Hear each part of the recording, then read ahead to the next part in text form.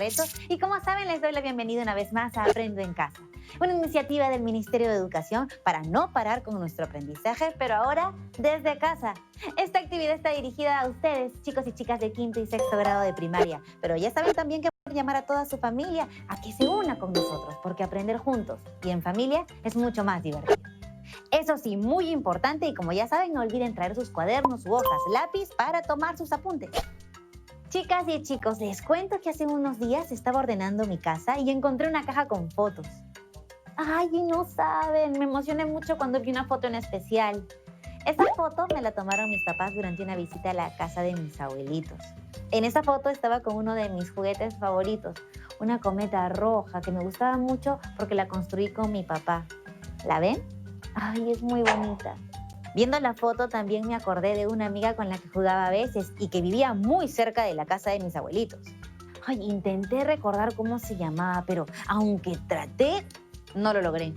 Pero como no quería quedarme con la curiosidad, llamé a mi mamá y ella me ayudó a recordar. ¡Uy, qué bueno! Porque si no, no iba a poder estar tranquila. He disfrutado mucho con mis recuerdos y con los que me contó mi mamá. Son muy especiales. Y hablando de recuerdos, siempre me he preguntado por qué hay cosas que recuerdo y otras que no. Por ejemplo, las cosas que hacía cuando era pequeñita. ¿Y tú en casa? ¿Qué recuerdos especiales hay en tu familia o comunidad? Para empezar esta semana llena de aprendizaje, hemos invitado a nuestro querido profesor Gustavo. Buenos días, profesor. Muchas gracias por la bienvenida, Patricia. Buenos días, chicas y chicos. Soy el profesor Gustavo Romero Velarde. ¿Están listas y listos para comenzar? Pues, manos a la obra. Patricia, qué bueno que pudiste encontrar esa foto que te trajo recuerdos tan especiales. Y precisamente, hace algunos días estuve trabajando sobre los recuerdos con mis estudiantes. Ellos, al igual que Patricia, buscaron y compartieron algunas fotos y objetos que les trajeron recuerdos familiares. Y algunos les trajeron recuerdos de sus comunidades. Ahí nos dimos cuenta de que los recuerdos son muy importantes y que podríamos organizarlos y escribir algunas anécdotas. Por eso, el producto final de estas semanas, nuestro gran reto, será organizar todos nuestros recuerdos y escribir algunas anécdotas familiares a partir de ellas. Las chicas y los chicos me dieron ideas de las actividades que podríamos hacer para lograr nuestro reto. Veamos algunas de ellas. ¿Me ayudas a leer, Patricia? Claro que sí, profesor. A ver, Mariana dice, yo creo que deberíamos aprender cómo se forman los recuerdos. Felipe dice, podríamos hacer una línea de tiempo con la que podamos ordenar algunos recuerdos que tenemos. Buena idea. Gaela dice, yo encontré una foto antigua en la que había una máquina de escribir que ya no usamos y me gustaría saber cuánto han cambiado los objetos en el tiempo y qué recuerdos tienen las familias con ellos. ¡Qué ideas tan geniales! Todas me encantan, profesor. Además, también sería bueno considerar las experiencias familiares. Por ejemplo, en todas las fiestas a las que fui cuando era niña, siempre decoraban todo con cadenetas de colores. Mi familia las hacía recortando papeles. Claro que sí, Patricia. Por ejemplo, podemos aprender sobre temáticos como la simetría y los patrones, haciendo cadenetas, como las que recuerdas. Creo que ya tenemos varias actividades que podemos hacer en estas 2 semanas. Estas nos ayudarán a aprender más sobre los recuerdos y poder tener varias ideas para escribir nuestras anécdotas. ¿Les parece si ordenamos todas estas ideas en un cuadro? Sí, profesor. Muy bien. Primero, aprender cómo se forman los recuerdos. Segundo, leer acerca de la relación entre los recuerdos y las emociones. Tercero, recopilar y organizar recuerdos en una línea del tiempo. Cuarto, reconocer los cambios producidos en los objetos a través del tiempo y compartir los recuerdos que se tienen en familia en relación a ellos. Quinto, recordar algunas experiencias familiares para contarlas oralmente. También vamos a elaborar decoraciones que usen patrones geométricos. En séptimo lugar, vamos a apreciar una obra artística que recordemos. Nuestra octava actividad será aprender de fracciones sobre la base de recuerdos. A continuación, planificaremos cómo escribir la anécdota. Y por último, van a escribir sus anécdotas y revisarlas. Profesor, esto se ve súper interesante. Siguiendo con este cuadro, hoy deberíamos comenzar descubriendo cómo se forman los recuerdos. Así es. Vamos a hacer una ficha donde podamos explicar cómo sucede este fascinante proceso de formación de los recuerdos. ¡Qué emoción! Ya quiero comenzar, profesor. Muy bien. Bueno, mientras conversaba con mis estudiantes sobre sus recuerdos, uno de ellos me contó algo muy interesante y le pedí que lo comparta con ustedes. Hola, me llamo Joseph. Mientras estaba viendo algunas fotos en un álbum, encontré una foto que me llamó mucho la atención. Era una foto mía en la que estaba manejando un triciclo muy bonito. Quedé sorprendido cuando vi la foto, porque no recordaba haber tenido un triciclo tan chévere. Entonces me pregunté, ¿por qué algunas cosas que ocurrieron cuando éramos niños pequeños no las podemos recordar? Para responder esa pregunta, les propongo hacer una investigación con el propósito de averiguar juntos qué pasa con esos recuerdos de infancia que parecemos olvidar repentinamente cuando crecemos. ¿Están de acuerdo? Me encanta esa idea. Las investigaciones nos ayudan a descubrir cosas fascinantes. ¿Recuerdas la última investigación que hicimos en uno de los programas? Consultamos fuentes confiables y aprendimos a evaluar si nuestra investigación iba por buen camino. Sí, claro que lo recuerdo. Usábamos una tabla en la que estaban unos criterios para verificar y asegurarnos que todo esté bien. ¿Podemos usarlos ahora también? Claro que sí, Patricia. Esos criterios nos ayudarán con nuestra autoevaluación. Es decir, nos permitirán ver si la investigación se va desarrollando en la forma adecuada. Veamos cuáles son esos criterios. Tengo claro el propósito de mi investigación. Elaboré un plan para mi investigación. Consulté fuentes confiables. Por último, puedes crear tu propio criterio para decidir si tu trabajo va por buen camino. Además, no se olviden de anotar sus comentarios cuando evalúen cada criterio.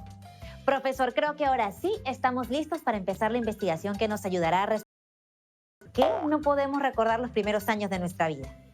Tengo dos respuestas iniciales que ya me las habían enviado Nathaniel y Álvaro. Ellos nos acompañarán durante todo el programa. Soy Nathaniel Reuche. Yo pienso que no podemos recordar cosas de cuando éramos muy pequeñitos porque nuestros órganos, como el cerebro, no han terminado de formarse aún a esa edad. Saludos a todos. Mi nombre es Álvaro. En mi opinión, puede ser que no podemos recordar algunos momentos de cuando éramos bebés, porque no fueron tan importantes. Lo importante siempre lo recordamos. Gracias, Nathaniel y Álvaro. Me gustan mucho esas respuestas. Chicas y chicos en casa, anoten en su cuaderno su respuesta inicial a la pregunta planteada. Pero, ¿qué necesitamos hacer para saber si son ciertas sus respuestas iniciales? En otras palabras, ¿cuál sería el siguiente paso para confirmar o no si esas afirmaciones son ciertas? Yo sé, profesor. Tenemos que investigar. Pero para una investigación pasada que hicimos, usamos un cuadrito como este en el que desarrollábamos 3 preguntas claves. ¿Qué necesito investigar? ¿Qué fuentes usaré? Y finalmente, ¿cómo organizo la información? Exactamente, Patricia. Vamos a completarlo juntos. Nathaniel y Álvaro me enviaron ideas sobre lo que creen que necesitamos investigar para comprobar nuestras respuestas iniciales. No estoy segura, pero yo investigaría sobre qué pasa dentro de nuestro cerebro cuando recordamos algo. A mí me gustaría saber sobre cómo un recuerdo, por ejemplo, las canciones que mi abuelita me cantaba antes de dormir, se me ha quedado grabado en mi cabeza. Excelentes propuestas. Dicho en otras palabras, Álvaro quiere conocer cómo se generan los recuerdos. Y Nathaniel, ¿qué órganos ayudan a formar los recuerdos? ¡Genial! Vamos anotando sus propuestas en el cuadro. Ahora nos toca la siguiente pregunta. ¿Qué fuentes usaré? Si yo tuviera que investigar sobre este tema, creo que me pondría a buscar en algún libro. Preguntaría a alguien o quizás buscaría en alguna página confiable de internet. Muy bien, Patricia. Además, también sugiero que como lo hicieron en algunos programas anteriores, también podríamos consultar a algún especialista en el tema. Me parece genial. Si ponemos esas ideas en el cuadro, quedaría así. Le preguntamos a Álvaro sobre cómo organizaría la información y esto fue lo que nos dijo.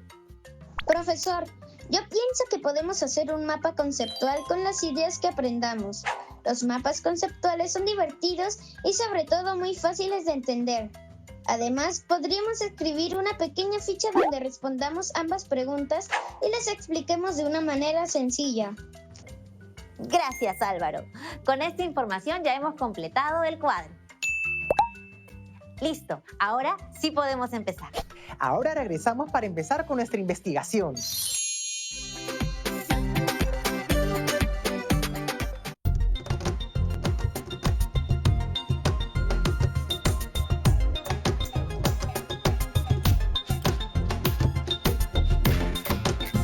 TV Perú. Somos todos.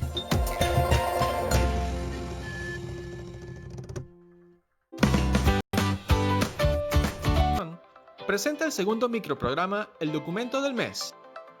Para 1821, el Real Tribunal del Consulado de Lima presenta un documento dirigido al rey de España, en el cual se describe la dramática situación social y militar del virreinato, causada por los enfrentamientos en el Alto Perú y la invasión a las costas peruanas.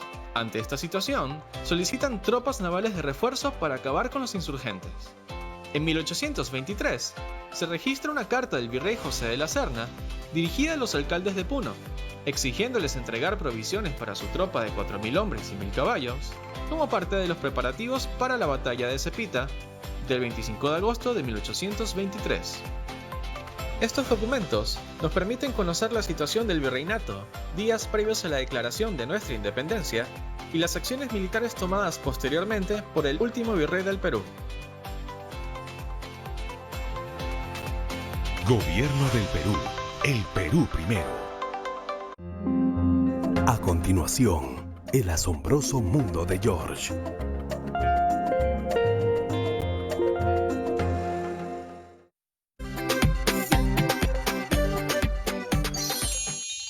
Hemos regresado.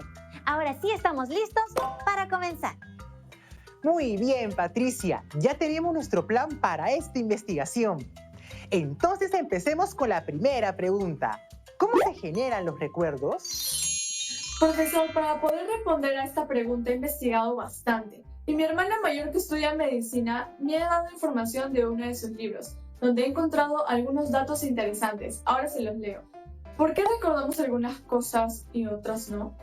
Cuando uno experimenta algo como escuchar una canción que nos recuerda a alguien especial, esta acción se convierte en un impulso de energía eléctrica que viaja por una red de neuronas en nuestro sistema nervioso. La información que nos brinda esta experiencia se almacena primero en la denominada memoria a corto plazo, que queda disponible unos segundos hasta un par de minutos. Luego esta información se traslada a la memoria de largo plazo. Esta es una zona especial del cerebro que almacena información mayor a los 6 meses hasta tiempo indefinido. ¡Qué excelente información! Profesor, se nota que Nathaniel ha investigado en fuentes confiables para poder compartir información tan precisa. Así es. Y usados, vamos a ir construyendo una respuesta para la pregunta ¿cómo se generan los recuerdos? Empecemos con la primera parte de la lectura. ¿Qué es lo que decía? Cuando uno experimenta algo, como escuchar una canción que nos recuerda a alguien especial. Muy bien. ¿Qué pasa en el cuerpo?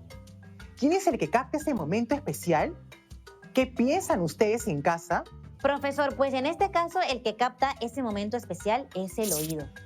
Es a través del sentido del oído que captamos sonidos y las cosas que escuchamos.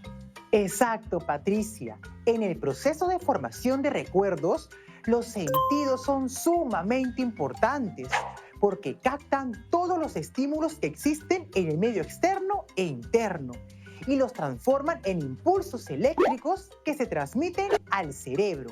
Ahí en el cerebro son interpretados para obtener información que puede servir para dar una respuesta o para ser almacenada.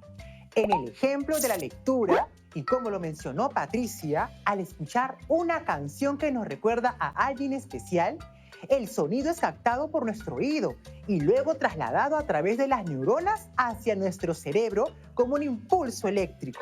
¡Wow! Voy entendiendo, profesor. Los sentidos captan el estímulo y luego las neuronas trasladan esa información hacia el cerebro usando un impulso eléctrico. Mientras estaba escuchando la lectura, he buscado información sobre las neuronas y el impulso eléctrico. Creo que nos puede servir para aprender sobre los recuerdos y su formación. El sistema nervioso está compuesto por millones y millones de neuronas, que son unas células microscópicas y en forma de estrella con una cola. Cada neurona tiene pequeñas ramificaciones que le permiten conectarse a otras neuronas y comunicar mensajes. Los mensajes viajan de una neurona a otra usando para ello una pequeña cantidad de electricidad que transmite el mensaje. Gracias, Patricia. ¡Qué buena información! Continuemos con lo que dijo Nathaniel en su lectura. La información que nos brinda esta experiencia se almacena primero en la denominada memoria de corto plazo y luego se traslada a la memoria de largo plazo. Vamos a escuchar lo que dijo Álvaro. Profesor, he estado buscando información sobre la memoria a corto plazo y he anotado algunas ideas en mi cuaderno. Aquí se las comparto. La memoria a corto plazo es aquella que nos permite retener una cantidad limitada de información durante un periodo de tiempo de más o menos 2 minutos. Ese es el tiempo que necesitamos para saber si la información es importante y si debemos almacenarla, es decir, guardarla, retenerla u olvidarla para siempre. Excelente, Álvaro. Y luego la información que es considerada importante pasa a la memoria de largo plazo, en donde es almacenada durante un periodo de tiempo más largo. Este tiempo puede variar entre minutos y años, hasta que sea necesario que esa información sea recordada. Entonces, si nos basamos en la lectura de Nathaniel, los apuntes de Álvaro y los aportes que hemos venido dando, podríamos decir que la formación de recuerdos en nuestra mente ocurre de la siguiente manera. Todo empieza con una acción o estímulo que es captado por los sentidos.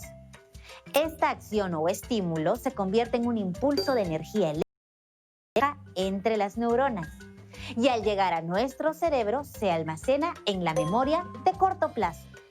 Ahí se decide si debe olvidarse o pasar a la memoria de largo plazo. Un resumen muy preciso, Patricia. Álvaro, que ya tenía toda esa información, ha organizado un mapa conceptual muy útil que quiero mostrarles. ¡Qué bien ha organizado la información, Álvaro! Profesor, ahora que tenemos la primera pregunta lista, ¿podemos pasar a la siguiente? ¿Qué órganos ayudan a formar los recuerdos? Y esa pregunta, ¿cómo la resolvemos? Para responder esa pregunta, he invitado a la licenciada Mariana Salas para que nos ayude. Bienvenida, licenciada Mariana. Hola chicas y chicos, mi nombre es Mariana Salas, soy psicóloga clínica y comunitaria de la Pontificia Universidad Católica del Perú y también docente de la Facultad de Psicología de esta misma universidad. Primero me gustaría agradecerles y felicitarles por el trabajo que vienen realizando y apoyarles en responder algunas consultas. ¿Cómo se forman los recuerdos? En un primer momento, la información ingresa por nuestros sentidos y es procesada y codificada, ¿no? Por breves milésimas de segundo. Es ahí que se determina si la información pasa a esta memoria a corto plazo, que es la que utilizamos para realizar algunas tareas, ¿no? Como las del colegio, por ejemplo. Si esta información resulta significativa, es que es pasada hacia una memoria a largo plazo que tiene una mayor duración y también un almacenamiento ilimitado, donde podemos guardar distintos aprendizajes que tenemos, como por ejemplo algunos aprendizajes de procedimientos, nuestras actividades cotidianas, como por ejemplo lavarnos los dientes, desayunar, cambiarnos, etc. Y también algunos procedimientos, algunos aprendizajes más conscientes, como lo son aprendizajes de las matemáticas, ¿no? Las tablas de multiplicar que vamos a utilizar, o también algunas experiencias o recuerdos personales, familiares o de nuestra misma comunidad que forman parte de nuestra identidad. Ahora, también es importante tomar en cuenta que las emociones juegan un rol muy importante en el almacenamiento de nuestros recuerdos o memorias. Las emociones, cuando son experimentadas con mucha intensidad en una experiencia, como por ejemplo alegría, tristeza, enojo, sorpresa, miedo, hay una mayor capacidad de poder almacenar estos recuerdos. ¿Qué órganos participan en la formación de nuestros recuerdos? Vamos a ver de que existen diversas estructuras cerebrales que intervienen en el procesamiento y almacenamiento de la información. Una de ellas, la corteza prefrontal, ocupa un rol importante en la información que almacenamos dentro de nuestra memoria a corto plazo, pues se encarga también de procesar la información que viene de nuestros sentidos y tenerla lista para poder utilizarla para alguna actividad particular. Por otro lado, también el hipocampo, que se encuentra en el lóbulo temporal, ocupa un rol importante en mediar la información que va a ser pasada hacia la memoria a largo plazo y también de otorgar una valoración positiva o negativa de acuerdo a si esta información viene de una experiencia placentera o dolorosa y también o si ha generado algún aprendizaje significativo. ¿Por qué recordamos algunos hechos y otros no? Para responder esta pregunta es importante que nuestra memoria es selectiva. No todas las experiencias que tenemos son almacenadas en nuestra memoria a largo plazo, sino son los recuerdos significativos los que son guardados, en tanto implican algún aprendizaje que utilizaremos en lo posterior, como también recuerdos que forman parte de nuestra identidad. En esa línea, memoria y olvido son las dos caras de una misma moneda y por más que queramos no podremos recordar todo lo que hemos experimentado. ¿Por qué no recordamos algunos momentos de cuando éramos muy pequeños? Bueno, como hemos visto, hay diversas estructuras cerebrales que se encargan de poder realizar todo este proceso de codificar, almacenar y recuperar la información. Cuando somos muy pequeños aún nos encontramos desarrollándonos. Asimismo, también nuestro cuerpo, nuestra mente están más enfocados en poder aprender a gatear, luego a caminar, a comer, ¿no? Y a poder desarrollarnos. Y en esa línea es recién aproximadamente a los 3 años que nosotros vamos a comenzar a almacenar nuestros recuerdos. Antes podemos tener algunas sensaciones, recuerdos de algunas sensaciones, pero es recién a partir de los 3 años, en tanto también desarrollamos el lenguaje y podemos expresarnos y narrar nuestras experiencias, como también ir identificando nuestras emociones, que podemos ir consolidando nuestros recuerdos. Gracias, licenciada Mariana Salas, por compartir con nosotros sus conocimientos. Profesor, ¿entonces quiere decir que los recuerdos se almacenan en nuestra memoria de corto o largo plazo? Así es, Patricia. Las zonas de nuestro cerebro que almacenan recuerdos son diferentes. La memoria de corto o largo plazo, como nos comentó la licenciada Mariana. ¿Nos recuerdas el esquema que construiste sobre el proceso de la formación de recuerdos? Claro que sí. Los estímulos o acciones llegan hasta nuestro cerebro y dependiendo de su importancia, pueden quedarse solo en la memoria de corto plazo o almacenarse en la de largo plazo. Ajá, estos recuerdos se almacenan en la corteza prefrontal, ¿verdad? Sí, Patricia, aunque hay varias zonas del cerebro que intervienen en la formación y almacenamiento de recuerdos. Los que son de corto plazo se almacenan en la corteza prefrontal. Esta es la parte delantera de nuestro cerebro. Profesor, y en el caso de los recuerdos que llegan a la memoria de largo plazo, la especialista nos mencionó que se almacenan en el hipocampo. Exactamente, Patricia. Tal como comentó la licenciada Mariana, la memoria a largo plazo se almacena en una estructura del cerebro que se llama hipocampo. El hipocampo es una pequeña estructura que se encuentra dentro del cerebro. Se le llama hipocampo porque su forma se parece al de un caballito de mar. Profesor, qué divertido. Me puse a imaginar que tenemos como un caballito de mar dentro de nuestro cerebro y que es un caballito guardián de los recuerdos más importantes que tenemos. Sí, Patricia, nuestro hipocampo es fundamental para la memoria de largo plazo y los recuerdos que se almacenan en ella. Pero, ¿saben qué? Este importante órgano actúa como mediador o índice de recuerdos. Es decir, el hipocampo no contiene recuerdos, sino que actúa como un lugar donde se activa la activación de distintos recuerdos que están distribuidos por diferentes partes del cerebro. ¡Wow! ¡Qué genial es el hipocampo!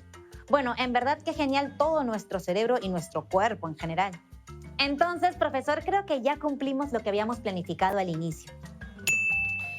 Y con todos estos conocimientos ya podemos responder a la pregunta inicial, ¿por qué no podemos recordar los primeros años de nuestra vida? Gracias por recordarme la pregunta, Patricia. Les explico. Cuando somos pequeños, nuestro cerebro tiene muchas más neuronas que las que tiene cuando empezamos a crecer. Sin embargo, tanto el hipocampo como otras zonas del cerebro empiezan a crecer. Y durante este proceso de crecimiento, el cerebro va deshaciendo de algunas neuronas y da prioridad a las que tienen que ver con la movilidad y descarta las que almacenan recuerdos. Ah, eso quiere decir que nuestras neuronas en esa etapa de crecimiento están concentradas en que aprendamos a hablar, a caminar, a saltar, reconocer nuestros padres, contar y muchas cosas más. Así es, Patricia. Las zonas dedicadas a la memoria en los niños se van formando y fortaleciendo cuando empezamos a ir al colegio, que sucede aproximadamente a los 6 años. Por eso es mucho más fácil recordar cosas de esa época que recordar sucesos de cuando éramos mucho más pequeños. Muchas gracias, profesor. Ahora sí tenemos nuestra investigación completa. ¿Se acuerdan de las respuestas iniciales que Nathaniel y Álvaro propusieron al iniciar la actividad? ¿Se comprobaron? Como ellos trabajaron este tema en clase conmigo, pudieron comprobar si acertaron o no. Escuchémoslo. Yo dije que no podemos recordar cosas de cuando éramos muy pequeñitos, porque nuestros órganos, como el cerebro, no han terminado de formarse aún a esta edad. Y, según lo que hemos investigado, mi respuesta fue válida. Yo mencioné que cuando somos bebés no podemos recordar lo que nos pasó porque no era tan importante. Lo importante siempre lo recordamos. Y aunque esta respuesta no fue del todo válida, aprendimos que, al momento de ir creciendo, el cerebro va escogiendo qué recuerdos mantener y cuáles olvidar. Gran trabajo, Nathaniel y Álvaro. Es cierto, muy buen trabajo. Pero tengo una duda. ¿Es más fácil recordar cosas tristes o alegres? ¡Qué buena pregunta, Patricia! Empecemos diciendo que la emoción y la memoria están muy relacionadas. Por ejemplo, cuando alguna vez hemos ido a una fiesta y hemos conocido a un grupo de personas nuevas, ¿qué caras vamos a recordar? Creo que me voy a acordar de la persona que me hizo reír o la persona que me hizo sentir avergonzada. Y quizás también de una determinada situación. En fin, todo lo que nos impactó emocionalmente. ¿Cuánto hemos aprendido el día de hoy, profesor? Muchas gracias por acompañarnos y enseñarnos tanto. Gracias a todos los niños que han colaborado para resolver los desafíos de esta actividad. Encantado de acompañarlos. La he pasado muy bien. Hasta pronto, chicas y chicos. Hoy hemos aprendido muchísimo sobre los recuerdos y cómo se almacenan en nuestros cerebros. Me ha encantado aprender sobre el hipocampo y la memoria de largo plazo. Antes de irnos, recordemos las ideas claves. La ruta de formación sucede cuando una acción o estímulo llega por los sentidos. Se convierte en impulsos eléctricos que llegan a la zona de memoria de corto plazo y algunos recuerdos pasan a la zona de largo plazo. Existen dos tipos de memoria: memoria de corto plazo y memoria de largo plazo. En la memoria a corto plazo, los recuerdos se almacenan en la corteza prefrontal del cerebro y solo duran allí hasta un máximo de 2 minutos. En la memoria a largo plazo, interviene el hipocampo para almacenar los recuerdos que duran indefinidamente. Pero para que todo lo que aprendimos no se quede ahí, te reto a que elabores una ficha respondiendo a la pregunta ¿cuál es el proceso de formación de recuerdos? Si quieres, puedes hacer un organizador gráfico para incluir toda la información posible. Cuando ya tengas toda tu ficha completa, usa esta pequeña lista para verificar si la ficha y el proceso de investigación que seguiste va por buen camino. Usa el cuadro con ayuda de un adulto que esté en casa. Coloca sí o no y un comentario, así como ya lo hizo un estudiante y se autoevaluó. Te lo comparto para que ahora te evalúes tú. Esto te ayudará a hacer ajustes y que tus trabajos sean cada vez mejores. Asegúrate de hacer tu ficha con mucho detalle para que puedas poner un sí en cada uno de los criterios. Cuando hayas terminado, compártela con tu familia y profesores y luego guárdalas en tu portafolio. Y fundamental y lo más importante, no se pierdan el programa de mañana que viene con una actividad muy divertida y útil en la que vamos a leer un texto científico sobre recuerdos y emociones. Así que no puedes faltar. Nos vemos. Hasta mañana. Chao.